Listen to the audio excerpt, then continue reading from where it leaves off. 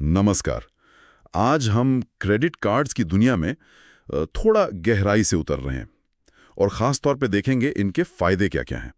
हमारे पास एक गाइड है जो इन फ़ायदों को अलग अलग हिस्सों में समझाती है। तो आज हम कोशिश करेंगे कि इसे आसान भाषा में समझें।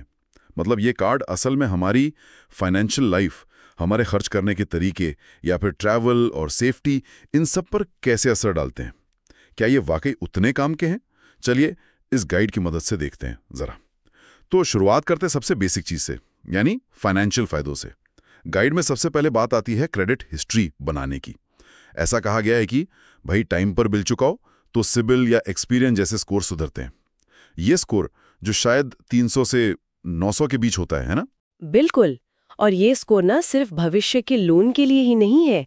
अगर आपका स्कोर अच्छा है तो बैंक शायद आपकी मौजूदा क्रेडिट लिमिट भी बढ़ा दे, या हो सकता है बेहतर शर्तों पर कोई नया कार्ड ऑफर कर दे। ये एक तरह से आपकी फाइनेंशियल गुडविल है जो धीरे धीरे बनती है। हाँ, ये तो है। गाइड में एक और चीज लिखी है, इंटरेस्ट फ्री पीरियड। ज्यादातर कार्ड्स पर 45 से 55 दिन का ग्रेस पीरियड होता है, ऐसा कुछ। हाँ, ये ग्रेस पीरियड। इसका मतलब है कि अगर ठीक से मैनेज करें तो लगभग 1.5 महीने तक बैंक का पैसा यूज कर सकते हैं बिना ब्याज के, बशर्ते टाइम पर पूरा पेमेंट हो जाए। हाँ, और ये शॉर्ट टर्म कैश फ्लो के लिए बहुत सही चीज़ है।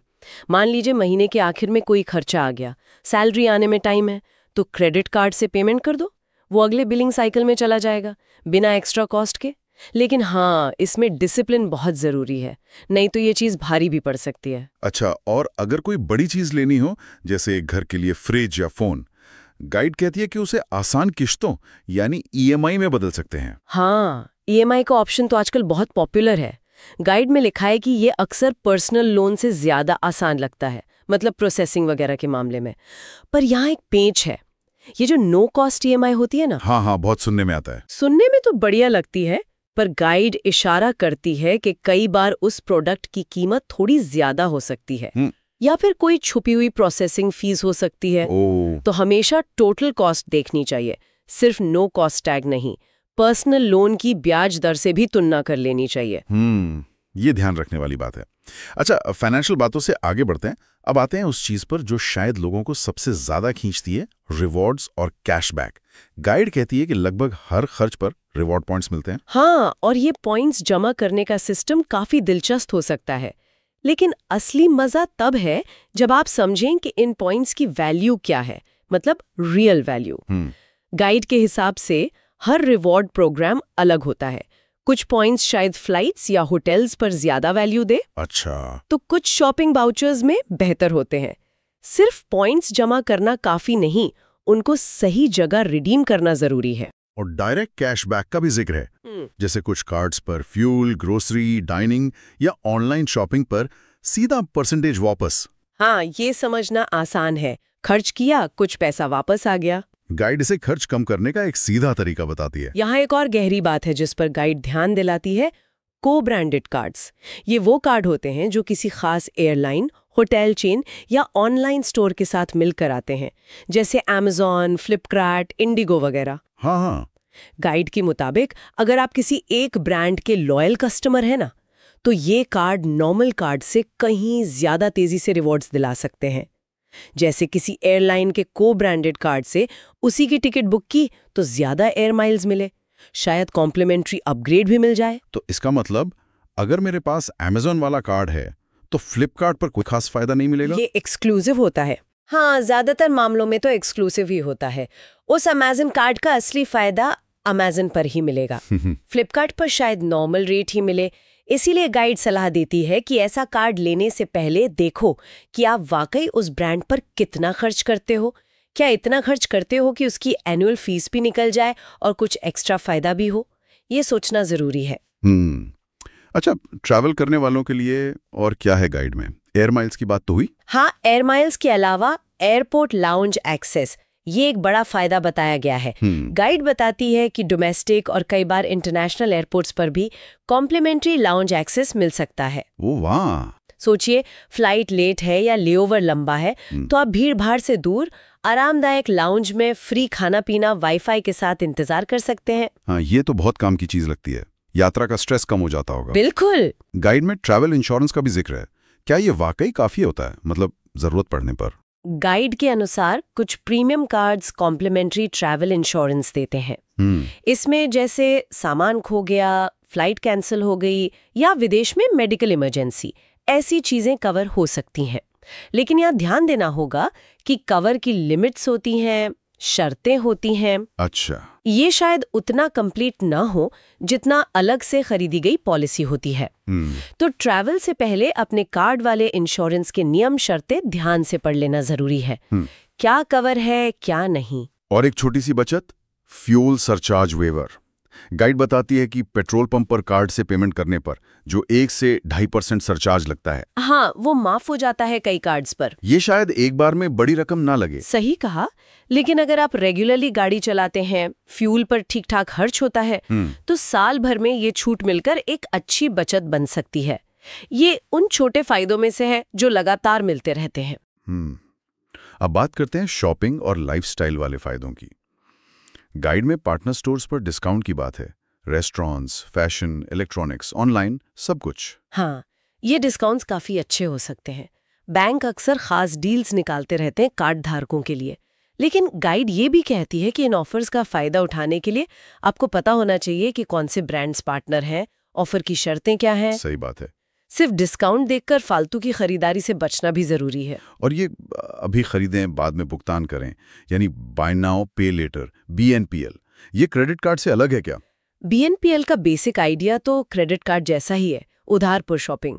लेकिन गाइड बताती है कि कुछ फिनटेक कंपनियां या स्टोर वाली स्कीम्स इसे थोड़ा अलग तरीके से पेश करती हैं।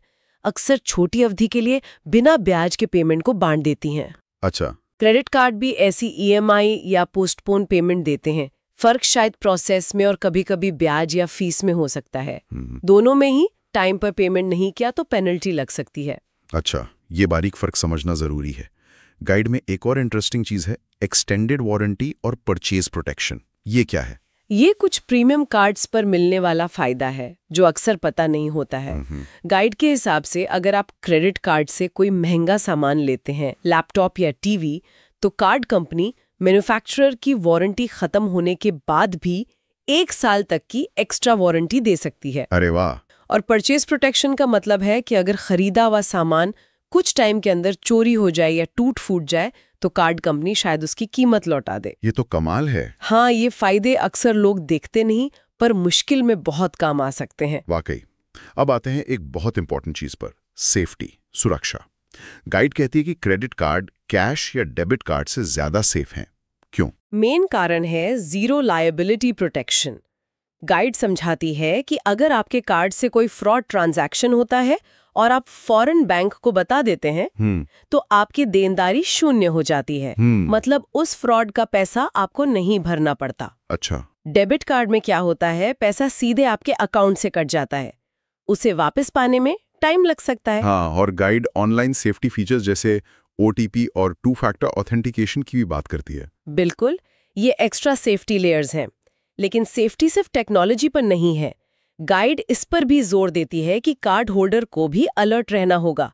अपना पिन, CVV किसी को न बताएं, अनजान लिंक्स पर क्लिक न करें, अपने स्टेटमेंट रेगुलरली चेक करें। हाँ, ये तो है, सावधानी जरूरी है। जरूरी है। और अगर कार्ड खो जाए या चोरी हो जाए तो? गाइड बताती है कि ये सिचुएशन टेंशन वाली हो सकती है, पर इसका हल सीधा है। लगभग सभी बैंक अपने मोबाइल ऐप या कस्टमर केयर से कार्ड को तुरंत ब्लॉक करने की सुविधा देते हैं। अच्छा, फौरन? हाँ, फौरन। एक बार ब्लॉक हो गया तो उसका गलत इस्तेमाल नहीं हो सकता और बैंक कुछ दिनों में नया कार्ड भेज देता है। और ये कैश खोने से तो कहीं ज्यादा सुरक्षित है। बिल्कुल। अच्छा, इमरजेंसी के लिए गाइड में कैश एडवांस फैसिलिटी की भी बात है, मतलब ATM से कैश निकालना। हाँ, ये सुविधा होती तो है, लेकिन गाइड इसे लेकर वार्निंग देती है। कैश एडवांस पर ब्याज पहले दिन से लगना शुरू होता है और रेट भी काफी हाई होता है। साथ में एक फीस भी लगती है।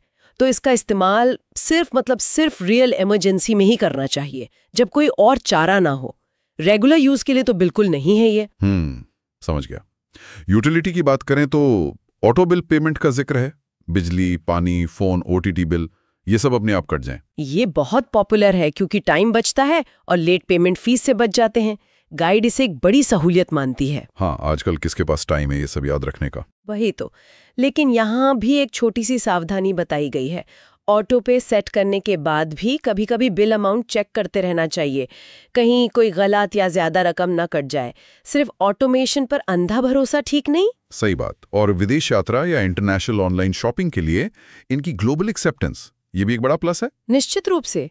वीजा या मास्टर कार्ड वाले कार्ड दुनिया भर में लगभग हर जगह चल जाते हैं।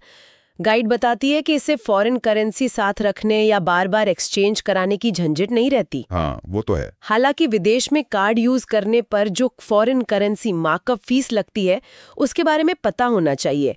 कुछ प्रीमियम कार्ड्स कम या जीरो मार्कअप फीस भी देते हैं। गाइड कुछ और एक्स्ट्रा फायदों की भी बात करती है, खासकर प्रीमियम कार्ड्स के साथ, जैसे फ्री लाइफ या एक्सीडेंट इंश्योरेंस। हाँ, कुछ हाई एंड कार्ड्स के साथ ये कॉम्प्लीमेंट्री कवर मिल सकता है। ये एक एक्स्ट्रा सेफ्टी तो है, पर इसकी कवर अमाउंट और शर्तें लिमिटेड हो सकती हैं। इसे अपनी मेन इंश्योरेंस पॉलिसी का रिप्लेसमेंट नहीं समझना चाहिए, बस एक एड ऑन बेनिफिट है। और ये कंसियर्ज सर्विसेज सुनने में बड़ा फैंसी लगता है, ये असल में क्या मदद करती हैं? गाइड के अनुसार ये एक पर्सनल असिस्टेंट जैसे सर्विस है जो प्रीमियम कार्ड होल्डर्स को मिलती है। आप कंसियर्ज डेस्क को कॉल करके फ्लाइट, होटल बुकिंग, किसी इवेंट के टिकट्स अरेंज करवाना, अच्छा, या किसी खास रेस्टोरेंट में टेबल रिजर्व करवाने जैसे काम कह सकते हैं। ये उन लोगों के लिए काम की हो सकती हैं जिनके पास टाइम कम है या जो खास एक्सपीरियंस चाहते हैं। और लाइफस्टाइल पर्क्स जैसे golf club access, movie ticket offers या प्रीमियम सब्सक्रिप्शन। हाँ, ये भी कुछ कार्ड्स के साथ आते हैं, खासकर वो जो लाइफस्टाइल या एंटरटेनमेंट पर फोकस्ड होते हैं। अगर आप इन चीज़ों का रेगुलर इस्तेमाल करते हो तो ये कार्ड की एनुअल फीस को जस्टिफाई करने में मदद कर सकते हैं। मतलब अगर कोई गोल्फ खेलता है और कार्ड फ्री एक्सेस दे रहा है तो उसके लिए फायदेमंद है। बिल्कुल, उसके लिए ये बड़ा फायदा हो सकता है। आखिर में गाइड बिजनेस क्रेडिट कार्ड्स के बारे में भी बात करती है। ये नॉर्मल कार्ड से कैसे अलग हैं? गाइड बताती है कि इनका मेन काम है बिजनेस के खर्चों को पर्सनल खर्चों से अलग रखना। इससे अकाउंटिंग, बजटिंग और टैक्स फाइलिंग आसान हो जाती है। अच्छा, ये तो लॉजिकल है। दूसरा, बिजनेस की जरूरतों के हिसाब से इनके क्रेडिट लिमिट अक्सर पर्सनल कार्ड से ज्यादा होती है। और तीसरा, इनके रिवॉर्ड्स या डिस्काउंट्स अक्सर बिजनेस से जुड़ी खरीदारी पर ज्यादा होते हैं, जैसे ऑफिस सप्लाई, ट्रैवल, सॉफ्टवेयर वगैरह। तो हमने इस गाइड के जरिए देखा कि क्रेडिट कार्ड कई तरह के फायदे दे सकते हैं। फाइनेंशियल मैनेजमेंट, क्रेडिट बनाना, रिवॉर्ड्स, ट्रैवल, शॉपिंग, सेफ्टी, यहाँ तक कि बिजनेस की जरूरतें भी। ये सारी जानकारी हमें स्रोत से मिली है। बिल्कुल, गाइड इन लाभों को काफी डिटेल में बताती है और ये सुनने में वाकई आकर्षक लगते हैं। क्रेडिट कार्ड सच में एक पावरफुल टूल हो सकता है, लेकिन जैसा कि गाइड भी शायद इशारों में कहती है, ये सारे फायदे तभी काम के हैं जब कार्ड का इस्तेमाल जिम्मेदारी से किया जाए। हाँ, ये बहुत जरूरी है। ये मूल रूप से उधार है, और अगर टाइम पर पूरा पेमेंट नहीं किया तो जो भारी ब्याज और फीस लगती है वो इन सारे फायदों पर पानी फेर सकती है और आपको कर्ज में फंसा सकती है। तो मतलब निचोड़ क्या है? संक्षेप में कहें तो क्रेडिट कार्ड एक दोधारी तलवार जैसे हैं। सोच समझकर अपनी लिमिट में इस्तेमाल करें तो सुविधा, सुरक्षा, बचत सब दे सकते हैं। सही कहा। लेकिन लापरवाही की तो ये फाइनेंशियल बोझ बन सकते हैं।